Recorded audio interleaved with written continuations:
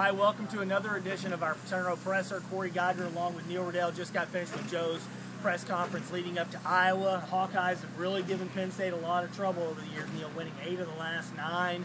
Why do you think that is? And then obviously we're not going to know who the quarterback's going to be again because they're still sticking with this 2-quarterback system. Well, I think Parental's veteran coach have a lot of stability. They're real familiar with the Penn State staff. Penn State staff is more predictable than most. You know, other places that have seen 2-3 head coaches over that period of time. Iowa hasn't. Penn State hasn't. And I think Iowa has adjusted better. I think Iowa's talent has been good. They're always physical, tough up front, a lot of emphasis on the offensive line, great defensive line. Iowa's been a real good, especially defensive team. And they execute well, which is one problem area for Penn State for a lot of years. They just don't execute in certain areas. If you think back to the game a couple of years ago where Claiborne blocked the punt and took it to the house, Suke was in punt. They weren't even in punt block formation. So just little things like that. When you play a team that executes well fundamentally, you've got to match that or else you're going to lose, and that's what they usually do. Yeah, I think you go back to that game, and it was like 10-5. Or 12-10, Penn State was winning. And you looked at Parental on the sidelines with like 5 or 6 minutes to go. The guy was a picture of calm, really. So they're comfortable in close games, and I think it has shown. Plus, they're off a week, so I don't know how that's going to bode. Right. Iowa can throw the ball, too. I'm very concerned. We can talk about Penn State's defense being ranked 5th in the country in total defense, and they have done a nice job. They'd be 2-3 without that defense saving them against Temple and Indiana. And Devin Still's right down the way from us, so I don't want to become crush me. But this is a huge test for this defense because James Vandenberg averages 275 per game through the air, completes 63%, 10 touchdowns, 1 interception. This team can throw the ball. Can Penn State stop it? Well, I don't know. I don't know if they can stop it. I think if they don't stop it and don't get some kind of handle on this game defensively, then I don't see how Penn State can win. Because I don't know that Penn State's going to outscore people. I'm kind of shocked that Penn State's a 4-point favorite. Let's look at the sentiment at this point, because I think you know as well as I do, the Nittany Nation fan base is very frustrated, very disgruntled right now. They're 4-1, but they've not looked impressive at all. If they win this game, can they turn it around, turn around the sentiment, and maybe get people back on the bandwagon a little bit? Well, until they lose another game. But this is still a good opponent. This is a big opportunity for them. I look at this season right now, and the way Penn State has played, and I agree, I think the way they're playing, the lack of a clear direction, the offensive problems, dysfunction, and the STEP program have combined to turn a lot of people off right now toward Penn State football. There's no question. This game could be a start in that regard. This is a good opponent that you've had trouble with. There's only one automatic win left on the schedule, and that's Purdue. So that takes them. So, I mean, they really need to get it going right now. They can win this game, go into Purdue, and then I think there would be a little bit more positive attitude around the program at 6-1.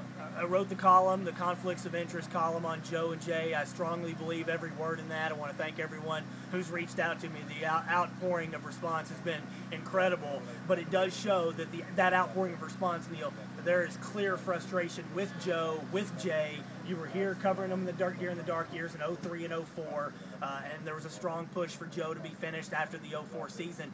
Is this the most you've seen frustration and disgruntlement from the fan base with regard to Joe and Jay specifically? Well, I think whenever you have your son in a prominent, and we've seen some versions of this in the NFL, and you see it in the, how can you really be objective about your kid? Your kid can do no wrong. My kids can do no wrong. You stick by them. I think it's been a lose-lose situation, very uncomfortable, and I think there's been a lot of frustration build up, with it. I think it's worse than, in some ways, it's different than it was in 2000 and 2003-04 because they were losing 4 out of 5 years. Now you've still been in the not a sub 500 run these last 3-4 years, but I think there is clear concern about the direction, and there's definitely Jay is a lightning rod. And I see what the coaches are doing as a total lack of leadership, not being able to pick a quarterback. I find the whole thing to be absurd. Matt McGloin has clearly outplayed Rob Bolden in every way, shape, and form. They continue with this charade and this circus that both of them are playing just about the same. They're clearly not. What are they trying to prove by giving Bolden continual opportunities? And here's the other question. If McGloin had played the way Bolden has played so far, would McGloin be getting these opportunities? I wouldn't think. I think it's obvious they're trying to keep Bolden in the mix, and I asked about the psyche of Bolden because I think it, with the fact that it was, well documented that he threatened to transfer. I think early on I understood the program at least needed a functional backup or a second quarterback. And, I love the kid from Evansburg, McGregor, but I don't think you could really feel comfortable if he really had to play. So given the state that was created, I think they did have to manage it as such where they brought both these kids and not really sure. Now you're 5 games in, though, and I think you do have to make a decision. And I would be curious. Joe said last week that he thought it was an advantage for the second quarterback to be brought in off the bench while McGloin has thrived in that role.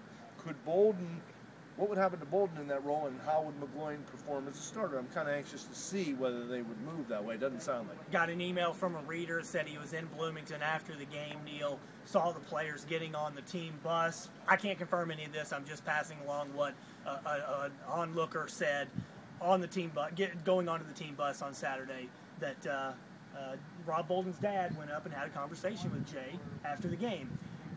Is this high school football? I mean, are parents really...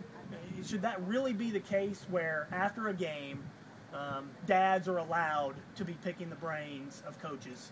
I don't know the nature of any of that. I mean, you other than wishing somebody well, you wouldn't think that would be appropriate, for coaches and parents. Now, I mean, on the other hand, these coaches recruit these kids. They see the parents when these kids are in high school. I don't know what the nature of it was. Did the guy go up to him, just say, hey, I just want to say hello?